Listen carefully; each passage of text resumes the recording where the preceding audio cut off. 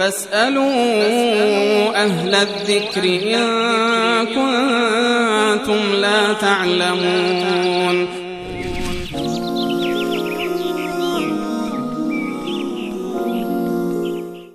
بیننده گرامی عبدالرحمن از بلوچستان سوال کردن که وصال جان آیا خودکشی حرام است یا نه؟ امیدواریم که تا حالا خودکشی نکرده باشن.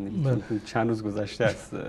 اسمسیشون. بله، خودکشی یکی از گناهان کبیره هست، یعنی به صورت کلی قتل نفس، چه این که انسان خودش را بکشد یا کسی دیگر را بکشد، این یکی از گناهان کبیره هست و درباره خودکشی که حرام هست هیچ گونه شک و تردیدی وجود نداره، زیرا که این جان و جسم انسان ملک خودش نیست، در اختیار خودش نیست که بخواهد اون رو طلب بکند و از بین ببرد، بلکه این ملک الله متعال است. همون گونه که ما حق نداریم دیگران را بکشیم، حق نداریم که خودکشی هم بکنیم و این در واقع یکی از گناهان کبیره هست که در این زمینه احادیثی وارد شده. در صحیح بخاری و صحیح مسلم حدیثی از حضرت ابو هریره رضی الله تعالی درباره مجازات و وعیدی که درباره کسانی که مرتکب خودکشی میشوند اومده. در این حدیث حضرت رسول الله صلی الله علیه و سلم میفرمایند من تردى من جبل فقتل نفسه، هر کسی که خودش را از بالای کوهی بیاندازد و خودش را بکشد فهو فی نار جهنم یتردى فیها، این انسان در آتش جهنم هست و همچنان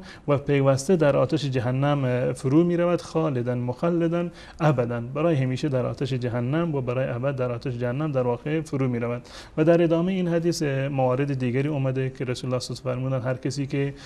سمی را بخورد و با این سم خودکشی بکند در روز قیامت همیشه این سم را در جهنم میخورد برای خالدا و مخلدا. اگر کسی خودش را با یک ابزار آهنی بکشد، این هم ترجمه حدیث است، هر کسی خودش را با ابزار آهنی بکشد در روز قیامت این عذابش هم این هست. یعنی این که هر کسی در دنیا خودش را با چه ابزار و وسیله و با چه کیفیتی بکشد، عذابش در روز قیامت هم به این صورت است. اما معنیش این نیست که ما حکم بکنیم بر کسی که مثلا خودکشی کرده به استناد از این حدیث یا احادیث دیگری که در این زمینه هست، معنیش این نیست که حتما اون کسی که خودکشی کرد ما حکم بکنیم فلانی حتما جهنمی هست، چون این نیست، زیرا که این خودکشی یا قتل یا هر گناه دیگری که به استثنای گناه شرک باشه الله متعال اونها را میبخشد و جزء در تحت مشیت الله متعال هستند، یعنی گناهانی هستند که الله متعال اینها را برای کسی که بخواهد اونها را میکشد، یا این که انسان‌های اعمال خیر بسیار زیادی رو دارند که این گناه در مقابل